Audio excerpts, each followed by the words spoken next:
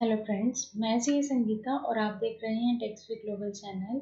और आज हम अपनी वीडियो में सीखेंगे कि ITR 1 को कैसे फाइल करना। तो जो नया इनकम टैक्स का पोर्टल आया है www.incometax.gov.in, आज हम उस पर ITR 1 को फाइल करना सीखेंगे। तो फ्रेंड्स, जैसे कि आप देख सकते हैं, हमने पोर्टल को ओपन कर लिया है और यहाँ पर दो ऑप्शन आ रहे हैं आपके पास, लॉगिन और रजिस्टर। तो अगर आपने पहले अपना पैन रजिस्टर नहीं किया है अभी तक, तो आप इसे रजिस्टर करें और अदरवाइज आप लॉगिन पर क्लिक करें। यहाँ पर आप अपना पैन नंबर डालेंगे, कंटिन्यू करेंगे एंड देन पासवर्ड डालेंगे एंड कंटिन्यू करेंगे। तो ये हमारा पोर्टल लॉगिन हो गया है और यहाँ पर ये हमें कहता है कि यहाँ पर ऑप्शन दिए हैं कि अपडेट आप अपने प्रोफाइल को कर सकते हैं। जैसे कि आप देख रहे हैं कि यहाँ 70% हमारा प्रोफाइल कंप्लीट है, बट अगर हम इसे 100% कंप्लीट करना चाहते हैं तो हम अपडेट प्रोफाइल कर सकते हैं, बट अभी के लिए हम इसे स्किप कर रहे हैं। तो यहाँ पर हमारी इंफॉर्मेशन बता रहा है, ये हमारा फ़ोन नंबर, मेल आईडी है और यहाँ से हम अपनी कॉन्टैक्ट डिटेल अपडेट भी कर सकते हैं और बैंक अकाउंट। और यहाँ पर ये हमें ये भी बता देता है कि हमारी कोई आउटस्टैंडिंग डिमांड है या नहीं है अभी तक। तो अगर अभी हमें ITR फाइल करनी है असेसमेंट ईयर 21-22 के लिए, तो यहाँ पर ये ऑप्शन दिया गया है, file your return for the year ended 31 March 21, that is for assessment year 21-22। तो यहाँ से हम फाइल नाउ पर क्लिक करेंगे। असेसमेंट ईयर हम अपना सेलेक्ट कर लेते हैं 21-22। यहाँ पर देखो आप कुछ ऑप्शन जो है आपके लिए डीएक्टिवेटेड कर दिए गए हैं। इस पोर्टल में ये नया इंट्रोड्यूस किया गया है कि आप स्टेप बाय स्टेप अपनी ITR फाइल करेंगे और कुछ ऑप्शन जो हैं इसमें जो आपके लिए रेलिवेंट नहीं होंगे वो खुद ब खुद डीएक्टिवेट हो जाते हैं। तो ऐसा करने से क्या होगा कि आपकी ITR में गलती होने के चांसेस बहुत कम हो जाएंगे। बट हाँ, ये एक मतलब क्योंकि स्टेप बाय स्टेप है, अगर आप एक से स्टेप कंप्लीट नहीं करते हैं तो आप अगले स्टेप पर नहीं पहुंच पाते हैं। तो ये टाइम कंज्यूमिंग थोड़ा सा प्रोसेस अभी हो गया है, बट आपको बहुत ही पेशेंस से और इसे देखना है और तभी अपनी ITR फाइल करनी है। तो अभी हम स्टार्ट करते हैं। हमने सेलेक्ट कर लिया है असेसमेंट ईयर 21-22 एंड देन हम कंटिन्यू पर क्लिक कर रहे हैं। अब देखिए फ्रेंड्स, आपके पास जो है अपनी ITR फाइल करने के लिए दो मेथड है। आप इसे ऑनलाइन भी फाइल कर सकते हैं या फिर ऑफलाइन आप इसकी यूटिलिटी डाउनलोड करके भी आप इसे फाइल कर सकते हैं। तो ऑनलाइन पर हम क्लिक करके इसे प्रोसीड कर रहे हैं। ऑनलाइन हम अपनी ITR फाइल करेंगे और अब जैसे कि आप देख सकते हैं, अगर हम ऑनलाइन भी फाइल करते हैं और अगर हमारी ITR बीच में रह गई है, तो ये अपना ड्राफ्ट सेव हो जाता है। लाइक यहाँ पर दिखा रहा है कि ये ड्राफ्ट सेव है, तो हम इस ड्राफ्ट को भी रिज्यूम कर सकते हैं फाइलिंग के लिए। बट अभी मैं आप लोगों के लिए स्टार्ट न्यू फाइलिंग पर ही क्लिक करूँगी। तो अभी हमने यहाँ पर आप ऑप्शन देख रहे हैं कि जैसे इंडिविजुअल है, HUF है या अदर्स है, जो जो भी एप्लीकेबल है। इस केस में इंडिविजुअल है, तो इंडिविजुअल पर हम क्लिक करके कंटिन्यू करेंगे। You need to choose an ITR form. अब यहाँ पर आपको ITR फॉर्म सिलेक्ट करना है। अभी ITR 1 हमें फाइल करना सीखना है, तो हम ITR 1 पे क्लिक कर लेते हैं। अब ये आप लोगों को बता भी देता है पोर्टल कि ये ITR 1 किस किस के लिए है। किसके लिए है? रेजिडेंट के लिए, जिसकी टोटल इनकम जो है अप टू 50 लाख है और वो इनकम कौन कौन से सोर्सेज से है? सैलरी से, एक हाउस प्रॉपर्टी से, अदर सोर्सेज से और एग्रीकल्चरल इनकम जो कि सिर्फ 5,000 तक है। तो जिसकी इनकम, सैलरी, एक हाउस प्रॉपर्टी, अदर सोर्सेज की और एग्रीकल्चरल इनकम जिसकी 5,000 तक है, वो ITR और 50 लाख से ज़्यादा नहीं है इनकम, तो वो ITR 1 फाइल कर सकता है। बट अगर इंडिविजुअल किसी कंपनी में डायरेक्टर है या फिर किसी अनलिस्टेड इक्विटी शेयर्स में उसने इन्वेस्ट किए हैं या फिर 194N में TDS कटा है, तो या फिर इनकम टैक्स डेफर्ड हुआ है ESOP प्लान में, देन आप ये ITR फाइल नहीं कर सकते हैं। ये फॉर्म आपके लिए नहीं है। तो हम अभी हमारी इनकम 50 लाख से कम है और सैलरी से इनकम है, तो हम इसे प्रोसीड विद ITR 1 कर देंगे। अब यहाँ पर हमारे पास 3 स्टेप की ITR की प्रोसेस है फाइल करने के लिए। सबसे पहले तो जो इनकम टैक्स हमें डाटा दे रहा है ऑटो फिल्ड प्री फिल्ड, हमें उसे चेक करके वैलिडेट करना है कि ये डाटा करेक्ट है। देन हमें अपने रिटर्न जो हम समरी फीड करेंगे मतलब अपनी सैलरी इंफॉर्मेशन वगैरह, तो उसको कंफर्म करना है एंड देन वेरीफाई करके अपनी रिटर्न को सबमिट करना है। और इसके साथ साथ यहाँ पर ये आपको बता भी देता है कि आपको अपनी आईटीआर फाइल करने के लिए कौन कौन से डॉक्यूमेंट को अपने पास रखना चाहिए, ताकि आपको मतलब रेडीली आप अपनी इजीली अपनी आईटीआर को फाइल कर सकें। तो यहाँ पर जैसे फॉर्म 16 बताया है, एचआरए रिसीट और इन्वेस्टमेंट प्रीमियम लाइक एक्सेट्रा, और भी डॉक्यूमेंट हैं, अगर आप देखना चाहें तो यहाँ से आप देख सकते हैं। Like form 16, form 16A, 26AS, जिसमें आपकी टीडीएस और की इन्फॉर्मेशन आपको मिल जाती है कि आपका टीडीएस कितना डिडक्ट हुआ है। इसके अलावा भी बहुत सारी इन्फॉर्मेशन यहाँ पे आपको कवर हो जाती है। और आपको इंश्योर करना चाहिए 26AS की जो ट्रांजेक्शन है वो आपकी आईटीआर में ज़रूर मेंशन हो। बैंक स्टेटमेंट, बैंक इंटरेस्ट वगैरह चेक करने के लिए हाउसिंग लोन इंटरेस्ट सर्टिफिकेट, आप अगर इंटरेस्ट की डिडक्शन लेना चाह रहे हैं और डोनेशन अगर आपने की है, या फिर रेंट एचआरए की रिसीट वगैरह, यहाँ पर आप अपनी डॉक्यूमेंट्स रेडी रखें ताकि आप अपनी रिटर्न जो है इजीली फाइल कर सकें। तो हमने क्लिक कर दिया है लेट्स गेट स्टार्टेड, हम अपनी आईटीआर फाइल करने के लिए आगे प्रोसीड हो गए हैं। एंड यहाँ पर है कि अब हम अपनी आईटीआर किस रीज़न की वजह से भर रहे हैं। हमारी टैक्सेबल इनकम जो है वो बेसिक एग्जम्पशन लिमिट से एक्सीड कर रही है, मतलब 2.5 लाख से एक्सीड हो रही है, या फिर ये हमारी लिमिट एक्सीड नहीं हो रही है, बट हमारे पास लास्ट ईयर जो है कुछ और मतलब अमेंडमेंट्स की गई थी जिनमें बताया गया था कि अगर हमने इनमें से कोई भी ट्रांजेक्शन करी है तो हमें आईटीआर फाइल करने की रिक्वायरमेंट हो जाती है। तो ये क्या क्या ट्रांजेक्शन थी, लाइक करंट अकाउंट में हमने 1 करोड़ या इससे ज़्यादा डिपॉजिट करा दिया है, या फिर फॉरेन कंट्री में एक्सपेंसेस जो हैं 2 लाख से ज़्यादा के कर दिए हैं ट्रैवलिंग पर, या फिर जो है हमारा इलेक्ट्रिसिटी का जो बिल आया है वो 1 लाख से ज़्यादा रहा है। तो अगर इनमें से भी कोई ट्रांजेक्शन हमारी ड्यूरिंग द ईयर हुई है, देन हम हमारे लिए जो है आईटीआर फाइल करना कंपल्सरी है, चाहे हमारी टैक्सेबल इनकम जो है वो बेसिक एग्जम्पशन लिमिट से कम हो। इसके अलावा कोई आपके पास रीज़न है तो आप अदर सेलेक्ट कर सकते हैं। हमारी टैक्सेबल इनकम जो है वो बेसिक एग्जम्पशन लिमिट से ज़्यादा है, तो हम इस पर क्लिक करके और कंटिन्यू कर देंगे।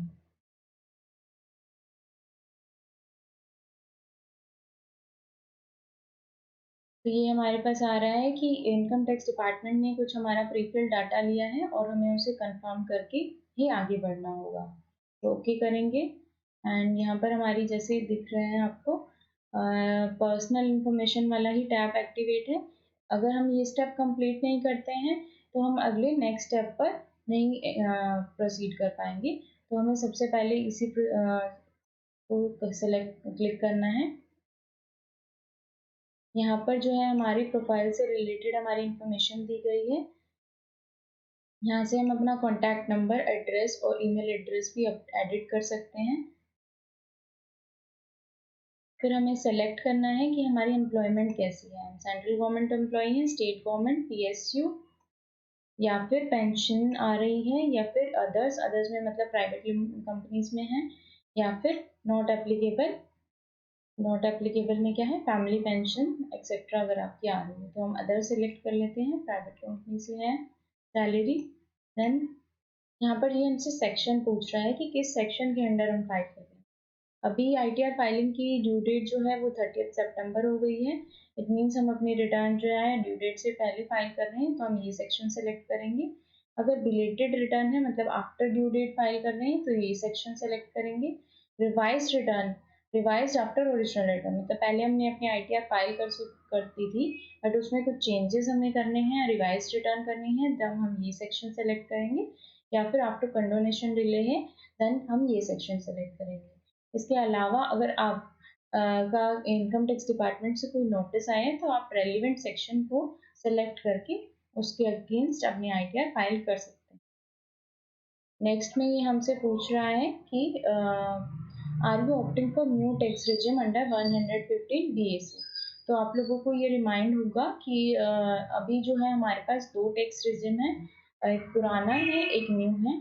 पुराना उन दोनों में जो है टैक्स स्लैब रेट जो है वो डिफरेंस है, टैक्स की रेट जो है अकॉर्डिंग टू स्लैब वो डिफरेंट डिफरेंट रेट्स हैं।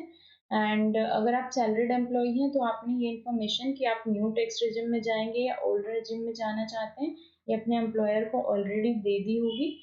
तो अभी अगर आप इसी के अकॉर्डिंग येस या नो सेलेक्ट कर सकते हैं। तो आपने अगर न्यू टैक्स रेजिम को चूज़ किया है तो आप येस कर सकते हैं, बट हमने अभी इस केस में नहीं किया है क्योंकि जो ये रेजिम है इसमें नई टैक्स रेजिम में बहुत सारे डिडक्शंस को भी अलाउड नहीं है। और यहाँ पर हमने ओल्ड टैक्स रेजिम को सिलेक्ट किया तो हम इसे नो करके आगे बढ़ेंगे। यहाँ पर हमारी बैंक डिटेल्स हमसे पूछ रहा है, हमें अपने ये चेक करने हैं कि ये सही है, एक को सेलेक्ट करना है रिफंड के लिए। और अगर कोई और बैंक अकाउंट भी है हमारा तो हम इसे ऐड कर सकते हैं। अगर ये सारी इन्फॉर्मेशन हमने चेक कर लिया और हमारी करेक्ट है तो हमें कंफर्म पर क्लिक करना है।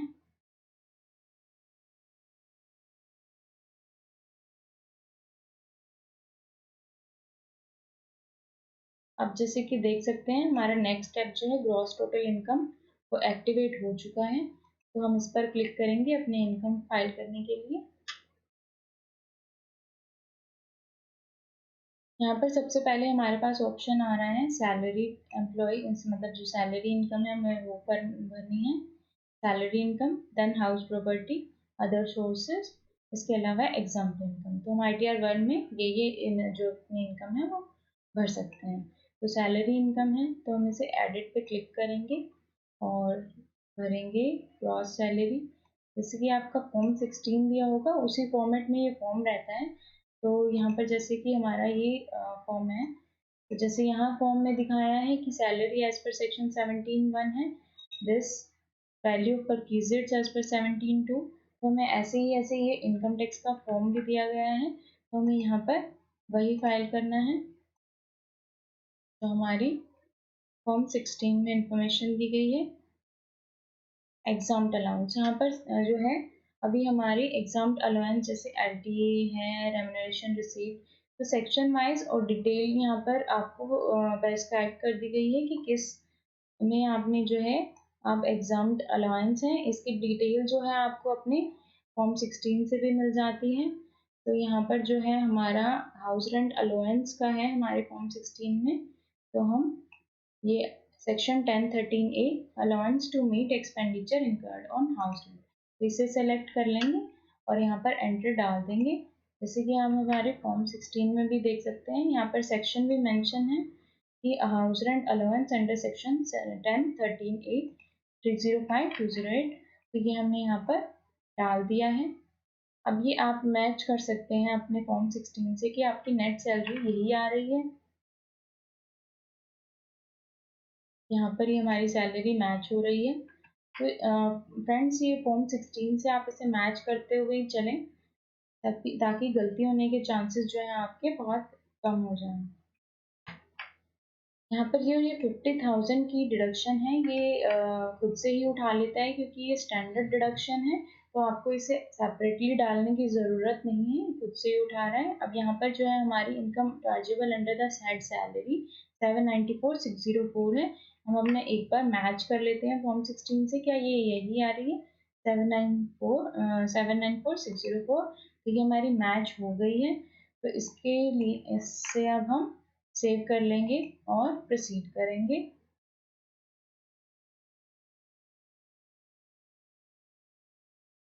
अब हमारे पास जो टैब है, हमने अपनी सैलरी इनकम फाइल कर ली है, इनकम फ्रॉम हाउस प्रॉपर्टी। अगर आपकी हाउस प्रॉपर्टी से इनकम है तो आप इसे ऐड पर क्लिक करेंगे। यहाँ पर आपके पास ऑप्शन आते हैं कि आपने सेल्फ ऑक्यूपाइड प्रॉपर्टी है, मतलब आप खुद ही रह रहे हैं घर में बट आपने उस पर लोन लिया है और उसके आप इंटरेस्ट की डिडक्शंस वगैरह लेनी है।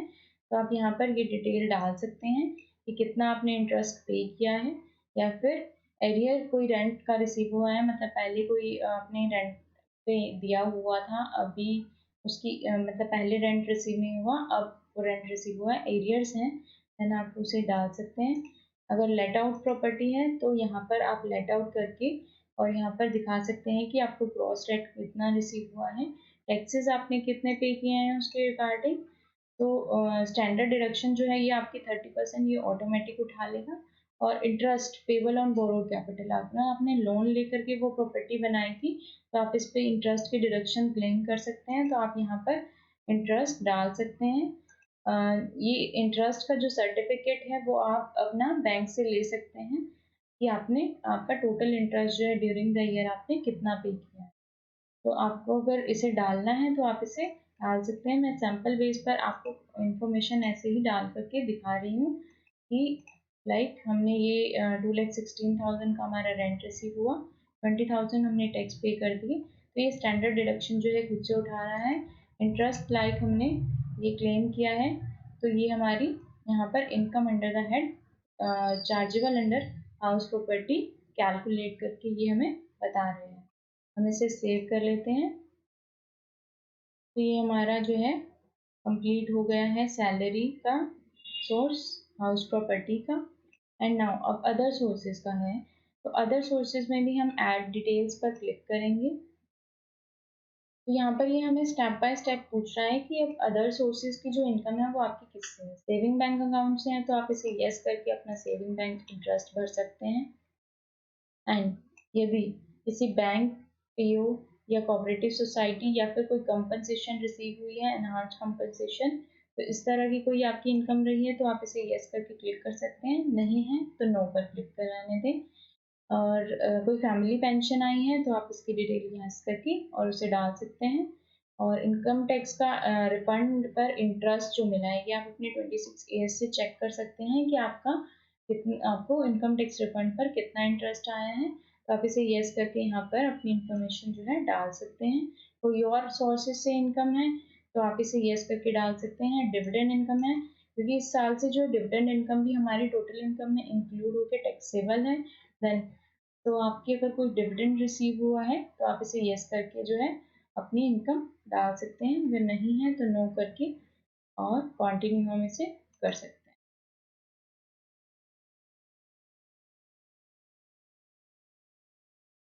अब हमारे पास आ जाता है कि एग्जाम्प्ट इनकम कोई रही है। एग्जाम्प्ट इनकम पर हम क्लिक करेंगे, ऐड डिटेल।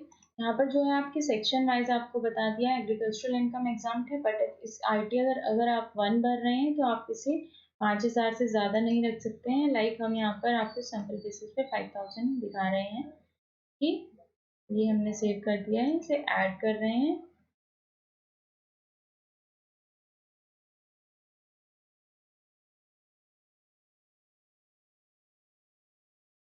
तो इसके अलावा भी अगर आपको अपनी कोई एग्जाम्प्ट इनकम डालनी है तो आप इसे फिर से जो है क्लिक करेंगे ऐड डिटेल्स पर, और यहाँ पर जो है आप अपने सेक्शन जो आपने दे रखा है उसमें डिटेल भी दे रखी है आपको कि किस कहाँ पर है। जैसे SPF रिसीव हुआ है, प्रोविडेंट फंड रिसीव हुआ है, statutory recognised provident fund receive हुआ है, सुपर एनुएशन है, scholarship granted to meet the cost of election है।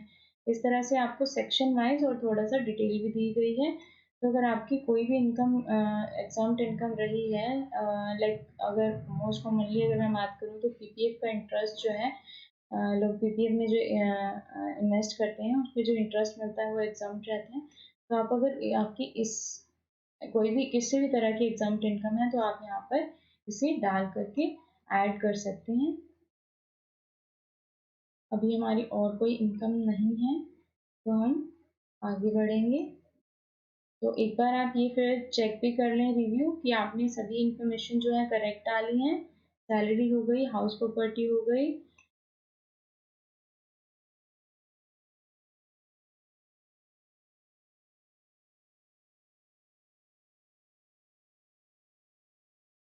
एग्रीकल्चरल इनकम हमने यहाँ पे अपनी एग्जाम्प्ट इनकम डाल दी है। सब ये डिटेल चेक करने के बाद आप कंफर्म पर क्लिक कर देंगे।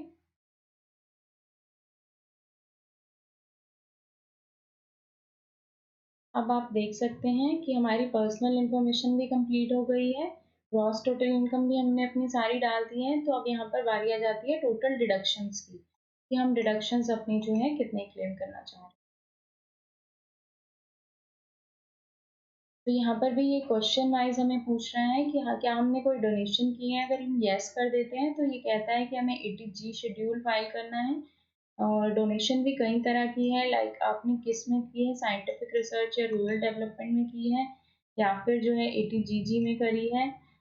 इसके अलावा मतलब यदि आपने कोई भी are you eligible to claim deduction in respect of LIC या PPF, इस तरह 5 ईयर टैक्स डिपॉजिट मतलब ATC में अगर आपने इन्वेस्टमेंट्स करी हैं तो वो यहाँ पर आप दिखा सकते हैं कि यस करेंगे आप यहाँ पर। ATC का जो अमाउंट आप क्लेम करना चाह रहे हैं ये देख लेते हैं, जैसे हमने फॉर्म 16 में भी यहाँ पर यही मेंशन किया हुआ था, तो ये हम यहाँ पर डाल देते हैं। सेंट्रल गवर्नमेंट एम्प्लॉई से पेंशन पर हमें कोई SCC ATCCD में अगर हम कोई डिडक्शन क्लेम कर रहे हैं तो यहाँ पर डाल देंगे। आप यस करके जो है अपनी इनकम डाल सकते हैं, और अगर आपकी कोई शेड्यूल अगर रहेगा तो ये यहाँ पर आपको रेफर कर देगा कि वो शेड्यूल जो है आपको फिल करना पड़ेगा।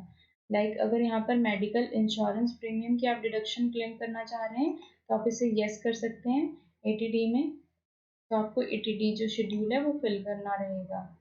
इसके अलावा जो है interest on loan for higher education के लिए आप डिडक्शन क्लेम कर रहे हैं, देन यस कर देंगे। इसके अलावा भी कुछ डिडक्शन क्लेम कर रहे हैं तो सेक्शन वाइज यहाँ पर बाइफिकेशन दी गई है। लाइक यहाँ पर जो है हमें अगर इंटरेस्ट की डिडक्शन क्लेम करनी है, इंटरेस्ट ऑन सेविंग बैंक, तो वो यहाँ पर हम डाल देंगे। तो जैसे ही हम इसे डालते हैं, एंटर करते हैं, तो ये एक वार्निंग हमें दिखा देता है कि deduction 80 is more than the deduction detail provided by the employer. क्योंकि देखिए अगर हमारे फॉर्म 16 में जो है ये डिडक्शन नहीं रहती है, क्योंकि हम अपने एम्प्लॉयर को अपने सेविंग बैंक के इंटरेस्ट की डिटेल नहीं देते हैं, तो इस वार्निंग से डरना नहीं है। जो भी आपकी इंटरेस्ट है जो आपने अपनी इनकम में ऐड किया है तो आप उसकी यहाँ डिडक्शन क्लेम कर सकते हैं। डिडक्शन जो है यहाँ पर आपको 10,000 तक अवेलेबल रहती है। तो ये इन्फॉर्मेशन डालने के बाद आप इसे कंटिन्यू कर सकते हैं। आपने सारी अपनी डिडक्शंस भी क्लेम कर ली हैं, लेकिन जो आपने डिडक्शन डाली थी जिसके लिए कहा था कि शेड्यूल आपको फिल करना होगा, तो वो आपको करना होगा। जैसे आप यहाँ पे देख सकते हैं, लाइक हमने ATC में ये डिडक्शन डाली है, ATD में ये डाली है और ATTTA में ये डाली है। तो यहाँ पर जो है हमारी अभी पेंडिंग है इन्फॉर्मेशन, तो हम इसे एडिट करेंगे। एडिट करने के बाद ये हमारे पास आ रहा है ATD। तो ये हमसे पूछ रहा है कि whether you or any of your family member excluding parents is a senior citizen। अगर आप खुद सीनियर सिटीजन हैं तो आप ये इन्फॉर्मेशन डालेंगे, अगर नहीं है तो यहाँ पर जो है नो करके आप अपना देखेंगे तो यहाँ पर आपको हेल्थ इंश्योरेंस और प्रिवेंटिव हेल्थ चेकअप की डिडक्शन मिल जाती है। जैसे आपने हेल्थ इंश्योरेंस के 36,000 अगर पे किए हैं तो ये लिमिट कर देता है खुद वक्त कि आपको इतनी ही डिडक्शन इस सेक्शन के अंडर मिलेगी। पेरेंट्स के लिए अगर आप डिडक्शन क्लेम करना चाहते हैं तो आप यहाँ पर यस कर सकते हैं। सॉरी, अगर पेरेंट्स सीनियर सिटीजन है तो यस करेंगे, और पेरेंट्स अगर सीनियर सिटीजन नहीं है तो नो करके जो आप अपनी डिडक्शन क्लेम कर सकते हैं। और पेरेंट्स के अगर नहीं किया है आपने तो नॉट क्लेमिंग फॉर पेरेंट्स करके आप यहाँ पर क्लिक कर सकते हैं। तो इस डाटा को आप अपना सेव कर लीजिए। अब यहाँ पर जो है पूरा यहाँ पर आप देख सकते हैं कि ATD में भी यहाँ पर हमारा मतलब जो डिडक्शन का अमाउंट है वो आ गया है।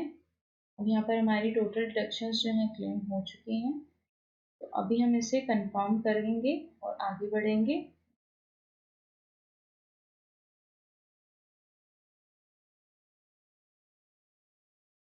देखिए यहाँ पर भी ये स्टेप बाय स्टेप दिखा रहा है कि हमने कौन कौन से स्टेप कंप्लीट करने हैं।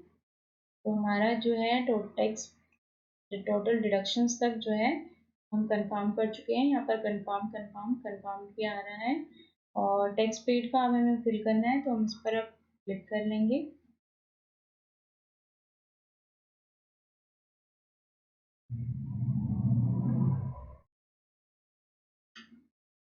तो जैसे कि आप देख सकते हैं यहाँ पर ये 26 CS से हमारा जो है हम यहाँ से व्यू कर सकते हैं।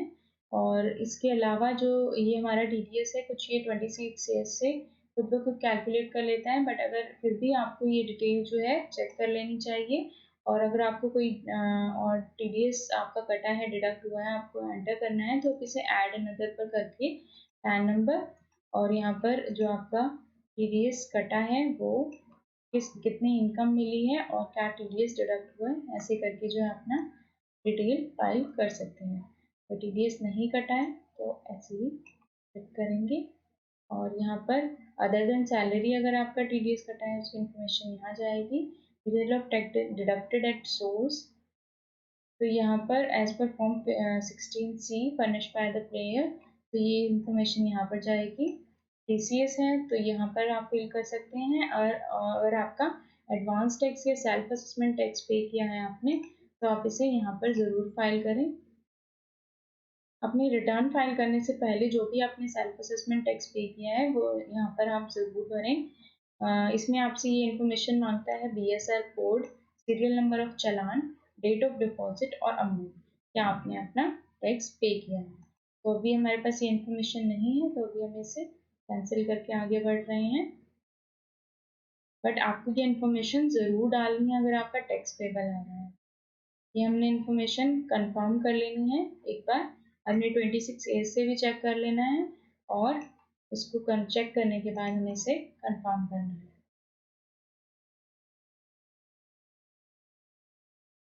अब यहाँ पर ये हमारा टोटल टैक्स जो है कैलकुलेट कर रहा है कि कितना हमारा टोटल टैक्स हुआ है। इस पर हम क्लिक करेंगे तो ये हमें अपना इनकम वाइज बता रहा है कि इतनी हमारी इनकम है, टोटल इनकम, एंड देन ये हमारा टैक्स पेबल है, ये टोटल इंटरेस्ट कैलकुलेट हुआ है। इसके अलावा 89 सेक्शन में अगर हमें कोई रिलीफ क्लेम करना है तो वो यहाँ पर कर सकते हैं। 234A की कैलकुलेशन भी अगर हम देखना चाहते हैं, 234B की या C की, तो यहाँ पर हम कैलकुलेशन भी चेक कर सकते हैं। यहाँ पर इस ITR में हमारा टैक्स पेबल है तो यहाँ पर ये हमें दिखा रहा है कि ये आपका टैक्स पेबल है।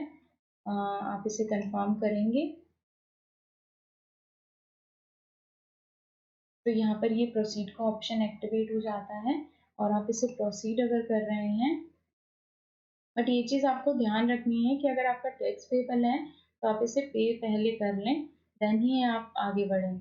अब ये यहाँ पे हमें जैसे वार्न कर रहा है, you need to make a payment of ₹42,390, ये हमारा टैक्स अमाउंट इन्होंने कैलकुलेट किया है। ये कह रहे हैं कि आपको इसकी पेमेंट करनी है। आप यहीं पर पे नाउ का क्लिक करके आप यहीं से इसे पे ऑनलाइन पे कर सकते हैं, या फिर हम अभी सैम्पल बेसिस पर इस ITR को आपको दिखा रहे हैं तो अभी हम पे लेटर कर देते हैं। तो अभी ये हमारा, अगर हमें अपने रिटर्न का प्रीव्यू देखना है तो हम यहाँ से अपनी कंप्लीट रिटर्न का प्रीव्यू देख सकते हैं।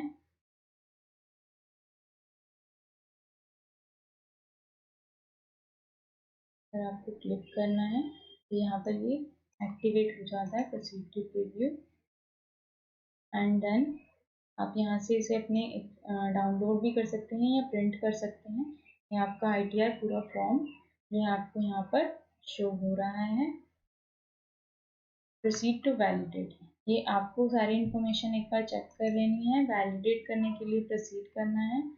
वैलिडेशन अगर हो जा, वैलिडेशन यहाँ पे जैसे दिखा रहे हैं सक्सेसफुल, और अभी जेसन फाइल डाउनलोड करके भी आप इसे रख सकते हैं और फिर इसे अपलोड कर सकते हैं, या फिर प्रोसीड टू वेरिफिकेशन, वेरिफिकेशन पर आप इसे क्लिक कर रहे हैं, वेरीफाई करना है।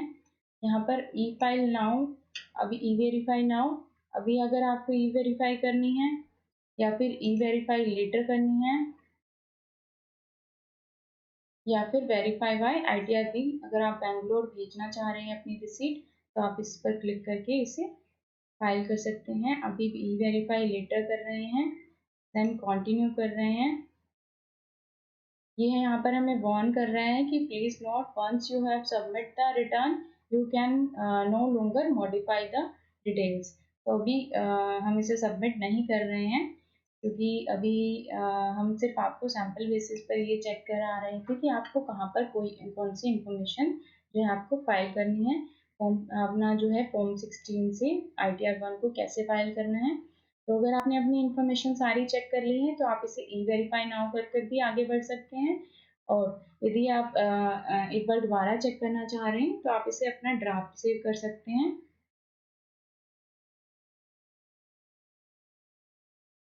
तो यहाँ पर आप सिर्फ आपको अभी ई वेरीफाई करके और इसे अपने कंटिन्यू करके और सबमिट करना है फाइनली। तो अभी जो है आई गेस कि आप लोगों की अगर ITR-1 आपने भरना यहाँ पर सीख लिया है, तो अगर आपको कोई भी इससे रिलेटेड ITR फाइल करने से रिलेटेड आपको कोई क्वेरी है तो आप हमसे कमेंट करके पूछ सकते हैं, या फिर आपको कोई भी इंफॉर्मेशन चाहिए तो आप हमें कमेंट सेक्शन में पूछ सकते हैं। और अभी जो है लेकिन मैं आपको यही कहूँगी कि आप अपनी ITR को बड़े ही ध्यान से भरें। कोई भी स्टेप बाय स्टेप आप ऐसे भर रहे हैं तो गलती होने के चांसेस कम हैं। ऑल्दो टाइम कंज्यूमिंग हो गया है ITR फाइल करना, बट आप लोगों को ध्यान रखना है और इसे अपना बहुत अच्छे से चेक करके ही कंप्लीट करके फाइनल सबमिट करना है, ताकि आपकी जो है ITR बहुत ही अच्छे से करेक्ट फाइल हो जाए। Thank you friends. अगर आपको वीडियो अच्छी लगी है तो आप इसे अपनी फ्रेंड्स के साथ शेयर ज़रूर करें। Thank you friends.